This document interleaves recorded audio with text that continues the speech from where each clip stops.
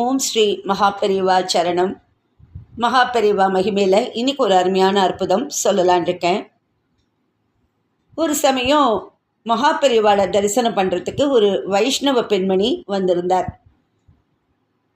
பெரியவா மௌனத்தில் இருந்ததால் பக்கத்தில் போய் தன்னுடைய குறையை சொல்ல முடியல. இப்படியாக 10 நாள் ஓடி போயிடுத்து. 11ஆம் நாள் காலை வாய் மலர்ந்த மகான் தன் உதவியாளரிடம் சொல்கிறார், வெளியில் ஒரு வைஷ்ணவ மாது இருப்பாள். அவள் மகா பதிவிரதை. தினம் விடியற்காலம் வீட்டு வாசலை பெருக்கி மெழுகி கோலமிட மட்டுமே வெளியே வருவாள். மற்ற நேரங்களில் வீட்டின் உள்ளேயேதான் இருப்பாள். யாரும் அவளை பார்க்க முடியாது. அவளுக்கு என்ன குறை கஷ்டம் என்று தெரியவில்லை. 10 நாளாக என்னை பார்க்க வந்து கொண்டிருக்கிறாள். எனவே நீ உடனே அவளை இங்கு அழைத்து வா என்று சொன்னார் தன் உதவியாளரிடம். அவரும் வெளியே சென்று மௌனமாய் காத்திருக்கும் அந்த பெண்மணியை அழைத்து வந்தார். அந்த பெண் சொல்றா, தன் பெண்ணை ஒரு பெரிய இடத்தில் திருமணம் செய்து கொடுத்ததாகவும் திருமணத்தின் பொழுது வைரத்தோடும் இரட்டைவிடம் சங்கிலியும் தருவதாக கூறியதாகவும், ஆனால் அதை தர முடியாததால் மாப்பிள்ளை வீட்டார் தம்பதிகளை சேர்ந்து வாழ அனுமதிக்கவில்லை என்றும் 10 வருடமாகியும் இன்னும் தன் மகள் கணவனுடன் சேர்ந்து வாழவில்லை எனவும் தெரிவித்தாள். பெரியவர்தான் அருள் செய்ய வேண்டும், பிரிந்து வாழும் தம்பதிகள் ஒன்று சேர வேண்டும் என்று சொல்லி கண்ணீர் வடித்தாள் அந்த பெண்மணி. அமைதியாய் குறையை கேட்ட மகான் சொல்றார், நான் 13 வயதில் சந்நியாசம் வாங்கி கொண்டேன். என்னிடம் காசு பணம் எதுவும் இல்லை. நான் என்ன உதவி செய்ய முடியும் என்று கேட்க, பெரியவா மனதால் நினைத்து அனுகிரகம் செய்தாலே போதும் என்று கூறினாள். காஞ்சி மாமுனிவர் தன் உதவியாளரிடம் சொல்றார், வெளியே வேறு யாராவது தரிசனத்திற்கு வந்திருக்கிறார்களா பார், இப்படி சொல்லி அனுப்பினார். வெளியே சென்று பார்த்த சமயம் ஒரு கார் வந்து நின்றது. அதிலிருந்து ஒரு அம்மாள் இறங்கி கொண்டிருந்தார். அவரை அந்த உதவியாளர் உள்ளே அழைத்து வந்தார். அந்த பக்தையும் தன் வந்தனங்களை மகானிடம் சமர்ப்பித்து நிற்க, மகான் அந்த பெண்மணியிடம், உன்னிடம் நிறைய நகைகள் இருக்கோ என்று கேட்டார். அவரும் தெய்வத்தின் அருளால் நிறைய இருப்பதாக சொல்ல, உடனே எனக்கு ஒரு வைரத்தோடும் இரட்டைவடம் சங்கிலியும் தருவாயா என்று கேட்டார். ஆச்சரியமுற்ற அவர், எனக்கு அப்படி ஒரு பாக்கியத்தை பெரியவா அனுகிரகம் பண்ணினா அது என் ஜென்ம ஜென்மாந்திர புண்ணியம்னு சொல்லி உணர்ச்சி பெருக்குடன் தன் காதில் அணிந்திருந்த மிக உயர்ந்த வைரத்தோட்டை எந்தவித தயக்கமும் இன்றி கழட்ட எத்தனிக்கையில் தடுத்தார் மகாபெரிவா. உடனே ஸ்ரீமட மேனேஜரை அழைத்து கடைக்கு சென்று சாதாரண தோடு ஒன்று வாங்கி வரும்படி சொன்னார். புதிய தோடும் வந்தது. அதை அந்த பணக்கார பெண்மணியிடம் கொடுத்து, சுமங்கலிகள் ஒரு நொடி கூட காதில் அணிகலன் இல்லாமல் இருக்கக்கூடாது. எனவே உன் வைரத்தோட்டை கழட்டியதும் இந்த புதிய தோட்டை போட்டுக்கொள் என்று சொன்னார் மகாபெரிவா.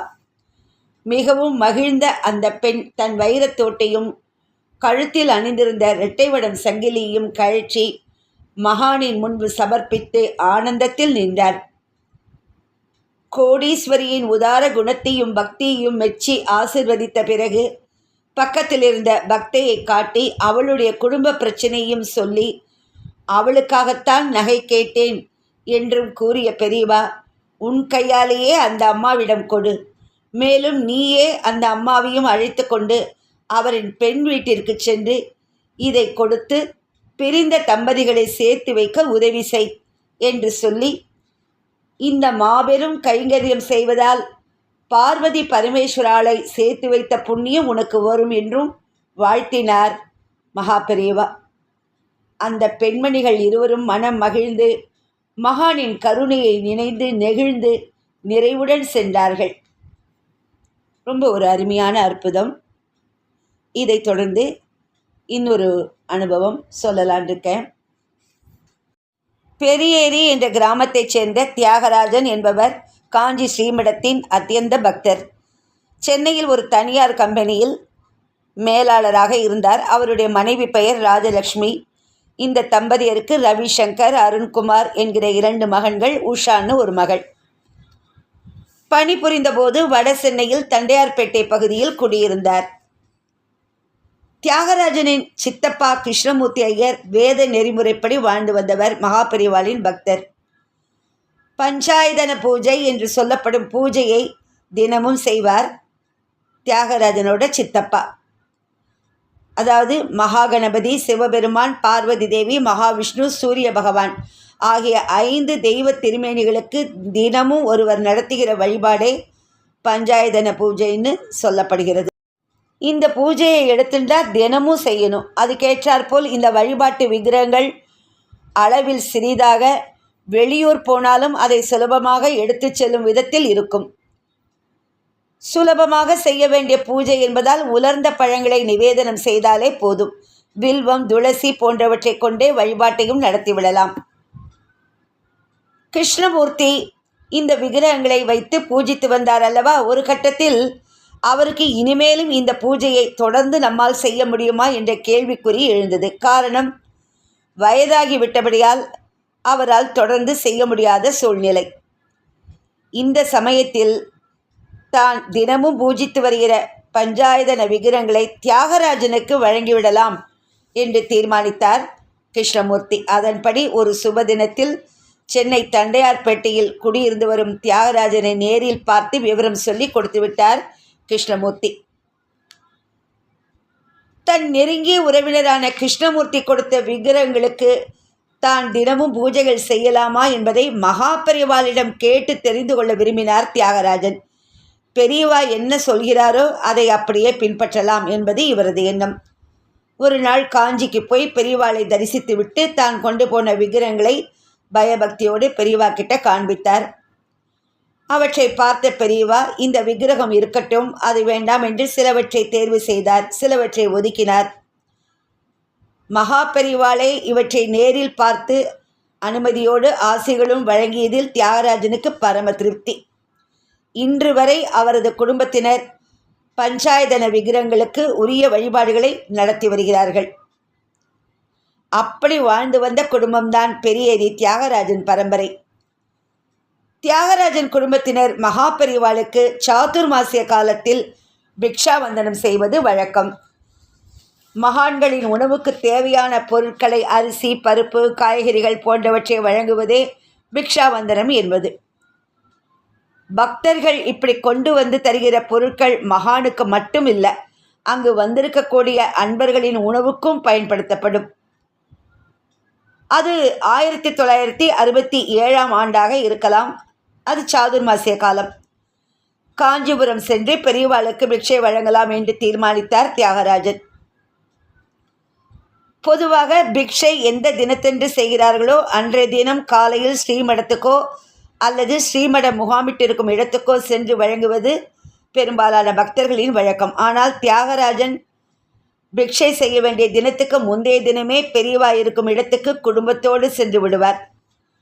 மாலை வேளையில் பெரியவாளை நமஸ்கரித்து, நாளைக்கு என்னோட பிக்ஷை பெரியவா என்று சொல்வது வழக்கம்.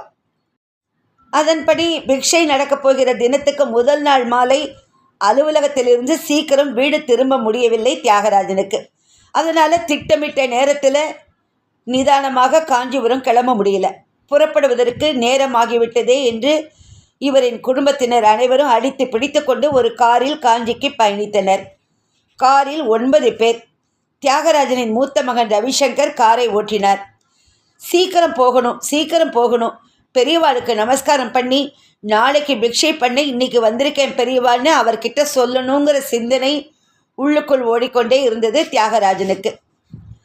அதன் விளைவு காரை சீக்கிரம் ஓட்டு என்று அவ்வப்போது ரவிசங்கருக்கு உத்தரவு பிறப்பித்து கொண்டே இருந்தார். சாலையில் காரும் பறந்தது. வீட்டிலிருந்து புறப்பட்டு பூந்தமல்லி, ஸ்ரீபெரும்புதூர் வழியாக கார் போய்கொண்டிருந்தது. கார் வேகமாக செல்கிற வேளையில் காஞ்சிபுரம் திரும்ப வேண்டிய இடத்தில் திரும்பாமல் நேராக சென்றுவிடப் போகிறான் என்று ஒரு கட்டத்தில் பதட்டத்துடன் இங்கே திரும்பணும்னு குரலை உயர்த்தி சொன்னார் தியாகராஜன். சாலையில் மட்டுமே கவனம் வைத்திருந்த காரணத்தால் தந்தையின் வார்த்தைகளை கேட்ட ரவிசங்கர் தாம் தவறாக வந்துவிட்டோமோ என்று குழம்பி செய்வதறியாது சடன் பிரேக் போட்டார். 70 மைல் வேகத்தில் வந்து கொண்டிருந்த காரை சட்டென்று பிரேக் போட்டு நிறுத்தினால் என்ன ஆகும்? பெரும் சத்தத்தோடு நின்ற இடத்தில் ஒரு சுற்று சுற்றி விட்டு கார் நின்றது. நல்ல வேளையாக 9 பேருக்கும் சரி காருக்கும் சரி ஒன்றும் ஆகவில்லை. ஆனால் அதிர்ச்சியும் படபடப்பும் விலகவே இல்லை. பெரியவா என்கிற நடமாடும் தெய்வம் உடன் வந்து கொண்டே இருப்பதால் எந்த அசம்பாவிதமும் அன்றைய தினம் ஏற்படவில்லை. இதன் பின் தியாகராஜன் தன் மகன் ரவிசங்கரிடம், ஏண்டா நான் வேணா வண்டி ஓட்டட்டுமா என்று படபடப்போடு கேட்டார். ஒன்றும் இல்லப்பா, நானே ஓட்டேன் என்று தன்னை ஆசுவாசப்படுத்தி கொண்டார். காஞ்சி ஸ்ரீமடம் நோக்கி கார் கிளம்பியது. மறுநாள் சாதுர்மாசி பிக்ஷாவந்தனம் தியாகராஜனுக்கென்று இந்த தினத்தை ஸ்ரீமடத்தினர் கொடுத்துள்ளார்கள். அதன்படி முதல் நாளே வந்துவிட்டார். மடத்துக்குள் நுழைந்ததும் கைகால்களை கழுவிக்கொண்டு மகாபெரிவா அமர்ந்திருந்த இடம் அருகே சென்றார். வேத பண்டிதர்கள் சிலருடன் ஏகாந்தமாக பேசிக்கொண்டிருந்தார் பெரியவா. கலியுக தெய்வத்தை இத்தனை அருகில் பார்த்தவுடன் தியாகராஜன் பரவசப்பட்டு போனார். மகானின் திருமுக தரிசனத்தை ஆனந்தமாக அனுபவித்துக் கொண்டிருந்தார்கள். அப்போது பெரியவா அங்கே கூடியிருந்த பக்தர்களை ஒரு முறை கண்களை சுழற்றி பார்த்தார். பிறகு தன் முன்னால் அமர்ந்திருந்த குறிப்பிட்ட ஒரு வேத பண்டிதர் மீது பார்வை விழுந்தது. அவரை நேருக்கு நேராக பார்த்து, சாதுர்மாசிய காலத்தில் ஆகாரத்துக்கு சந்நியாசிகள் என்னென்ன எடுத்துப்பா தெரியுமா? இப்படி கேட்டார் பெரியவா. பெரியவாளை நமஸ்கரித்த அந்த வேத பண்டிதர் சொல்கிறார், பெரியவாளுக்கு தெரியாதது இல்லை, இருந்தாலும் சபையில் கேட்கறதுனால சொல்கிறேன். கடலை மாவு, பயத்த மாவு, உளுத்த மாவு என்று ஆரம்பித்து வேறு சில மாவு பெயர்களையும் குறிப்பிட்டு சொன்னார். பெரியவாளுக்கு அருகே அமர்ந்திருந்த தியாகராஜனும் அவரது மனைவி ராஜலட்சுமியும் இதை கேட்டுக்கொண்டிருந்தார்கள். அப்போது இவர்கள் இருவர் மனதிலும் என்ன தோன்றியது தெரியுமா? நாளைக்கு நாம் பிக்ஷை பண்ண போகிறோம். அப்படின்னா நாம் பண்ண போகிற பிக்ஷை எப்படி இருக்கணும்னு பெரியவா நமக்கு ஏதோ சொல்கிறாப்புல இருக்குன்னு தியாகராஜனுக்கும் ராஜலட்சுமிக்கும் தோன்றியது. இதை விட பாக்கியம் வேண்டுமா? அந்த க்ஷணமே தியாகராஜனும் ராஜலட்சுமியும் பேசிக்கொள்கிறார்கள். அதாவது, வழக்கமாக ஸ்ரீமடத்துக்கு பிக்ஷாவந்தனமாக தரும் பொருட்களோடு இப்போது அந்த வேத பண்டிதர் சொன்ன பொருட்களையும் சேர்த்து நாம் சமர்ப்பிக்க வேண்டும் என்று. இந்த இடத்துல ஒரு விஷயத்தை நாம் கவனிக்கணும். அதாவது, கடலை மாவு, பயத்த மாவு, உளுத்த மாவு இதெல்லாம் இப்போ ரெடிமேடாக பேக்கெட்டில் கிடைக்கிறது. சூப்பர் மார்க்கெட் போனால் நம்ம வாங்கின்னு வந்துடலாம். ஆனால் அந்த காலத்தில் இந்த மாதிரி ரெடிமேடு மாவுகள் கிடையாது. கடலைப்பருப்பை வாங்கி அதை அரைத்தால் கடலை மாவு. அது மாதிரி பயறு, உளுத்த மாவெல்லாம் அப்படி தான் நம்ம வாங்கி தான் அதை அரைக்கணும். தவிர சன்னியாசிகள் எந்த காலத்திலும் ஆச்சாரமான முறையில் தயாராகாத பதார்த்தத்தை எடுத்துக்கொள்ள மாட்டார்கள். அதனால் என்ன பண்ணுறது, இவாளுக்கு மாவை எப்படி தயாரிக்கிறதுன்னு யோஜனை பண்ணிட்டு இருக்கிற சமயத்தில் அப்போ தான் அவளுக்கு காஞ்சிபுரத்தில் அவர்களுடைய உறவினர் வீடு ஒன்று இருப்பது ஞாபகத்துக்கு வந்தது. அதனால் தியாகராஜன் தன் மனைவியிடம் சொன்னார், நாம் பத்மநாபநாத்துக்கு போவோம், பெரியவா சொன்னதையெல்லாம் காத்தால் தயார் செய்வோம், அதன் பின் பிக்ஷையை கொண்டு வந்து சேர்த்துருவோம் அப்படின்னு சொன்ன உடனே ராஜலட்சுமிக்கு சந்தோஷமான சந்தோஷம். பெரியவா கிட்ட உத்தரவு பெற்றுக்கொண்டு இரவு கிளம்பினார்கள். எல்லோரும் உறவினரான பத்மநாபன் வீட்டுக்கு வந்தார்கள். மறுநாள் காலையில் பக்கத்தில் இருக்கும் பலசரக்கு கடைக்கு சென்றார் தியாகராஜன். மாவு அரைப்பதற்கு தேவையான பருப்பு வகைகளை மொத்தமாக வாங்கினார். அதற்குள் ராஜலட்சுமி குளித்துவிட்டு மடியாக இருந்தார். பெரியவா திருநாமத்தை இதயத்தில் சுமந்து அந்த மகானின் சிந்தனையுடன் எந்திரத்தில் ஒவ்வொரு பருப்பு வகையாக அரைத்தார். அந்த காலத்துலலாம் வீட்டிலையே இந்த எந்திரம் ஒன்று இருக்கும், மாவரைக்கிற எந்திரம்னு, அதில் தான் அரைப்பா. அது மாதிரி எல்லா மாவுகளையும் பெரிய பெரிய பாத்திரங்களில் சேகரித்து கொண்டு ஸ்ரீமடம் வந்தார்கள். இவர்களுடைய பிக்ஷாவந்தனம் அல்லவா. ஸ்ரீமடத்து அதிகாரிகள் தியாகராஜன் குடும்பத்தினரை வரவேற்று பெரியவா தரிசனம் தந்து கொண்டிருக்கும் இடத்துக்கு அழைத்து சென்றார்கள். எல்லாவற்றையும் மகாபெரிவா திருச்சன்னதி முன் வைத்தார்கள். அதன் பின் நமஸ்கரித்து எழுந்தார்கள். அப்போதுதான் பக்தர்களுக்கு தீர்த்த பிரசாதம் கொடுத்துவிட்டு ஏகாந்தமாக இருந்தார் பெரியவா. தியாகராஜனையும் மற்றும் அவரது குடும்பத்தினரையும் தீர்க்கமாக பார்த்தார். அவர்கள் கொண்டு வந்து வைத்த மிகப்பெரிய பாத்திரங்களை பார்த்தார். பிறகு தனக்கு எதுவுமே தெரியாதது போல், ஓ, நேத்திக்கு காத்தால பேசின்னு இருந்ததை கேட்டுட்டு எல்லாத்தையும் கொண்டு வந்து வச்சிட்டியோ என்று ஒரு புன்னகையோடு கேட்டார். தியாகராஜன் விதிர்விதித்து போனார். அப்படியானால் இவற்றையெல்லாம் உன் பிக்ஷாவந்தனமாக கொண்டு வந்து சேர்க்க வேண்டும் என்பதற்காகத்தான் அந்த பண்டிதருடன் பேசிக்கொண்டிருந்தாரா பெரியவா? பெரியவா இப்படி கேட்ட மறு வினாடி தியாகராஜனின் கண்களில் நீர் சுரந்தது. கன்னங்களில் மாறி மாறி அரைந்து கொண்டு சர்வேஸ்வரா சர்வேஸ்வரா என்று நெடுஞ்சான்கிடையாக தரையில் நமஸ்கரித்தார். பிடித்ததை கொடுக்கும்போது அன்பும் அரவணைப்பும் இன்னும் அதிகமாகுமே. மகா பெரிவாளுக்கு என்ன பிடிக்கும்? ஒரு சந்நியாசிக்கு இன்னதுதான் பிடிக்கும் என்று சொல்ல முடியுமா? அப்படி ஒருவேளை இன்னது எனக்கு ரொம்ப பிடிக்கும் என்று ஒரு சந்நியாசி சொல்லிவிட்டால் ஆசைகளை இன்னும் அவர் முற்றும் துறக்கவில்லை என்று அர்த்தமாகிவிடும். பிக்ஷாவந்தன காலத்தில் சந்நியாசிகளுக்கு இவற்றையெல்லாம் அளித்தால் உனக்கு புண்ணியம் கூடும்.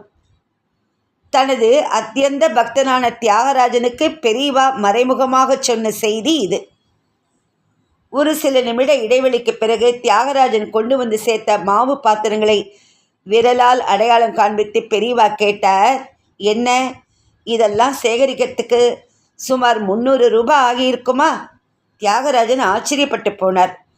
ஆமாம், இத்தனை பொருட்களையும் மளிகை கடையில் வாங்குவதற்கு சுமார் 300 ரூபாய்தான் ஆனது அவருக்கு. அது எப்படி பெரியவா அத்தனை துல்லியமாக சொன்னார்? உலகின் இயக்கத்தையே இருந்த இடத்தில் சொல்லும் அவருக்கு சாதாரணமான ஒரு மளிகை கடை கணக்கு தெரியாமல் போகுமா? ஆமா பெரியவா, அவ்வளோதான் ஆச்சு என்று கைகூப்பினார் தியாகராஜன். அதன் பின் அனைவரும் ஸ்ரீமடத்தில் உணவு சாப்பிடச் செல்லுமாறு சொன்னார் பெரியவா. சாப்பிட போனார்கள். பெரியவாளும் ஓய்வெடுக்கப் போனார். சாப்பிட்டு முடித்த பின் ஒரு மூலையில் அமர்ந்தார் தியாகராஜன். மாலை பொழுது வந்தது. சென்னைக்கு கிளம்ப தயாரானார்.